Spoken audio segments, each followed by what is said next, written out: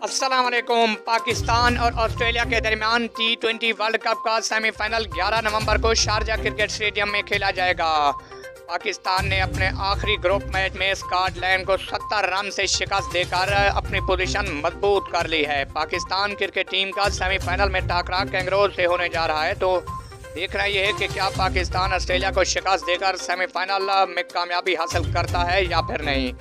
Pakistani cricket team की मौजूदा performance को देखते हुए ये उम्मीद लगाई जा रही है कि पाकिस्तान ऑस्ट्रेलिया को ज़रूर सेमीफाइनल में शिकस्त देगा और फाइनल खेलेगा। दूसरी तरफ पाकिस्तान क्रिकेट टीम में शानदार बल्लेबाज मोहम्मद हफीज़ का कहना है कि ऑस्ट्रेलिया को शिकस्त देने की भरपूर कोशिश करेंगे और फाइनल खेलेंगे। ऑस्ट्रेलियन क्रिकेट टीम में भी शानदार बल्लेबाज डेविड वार्नर, एरन फिंच और ग्लेन मैक्सवेल शामिल हैं, जो किसी भी वक्त मैच का पासा पलटने की सलाहियत रखते हैं।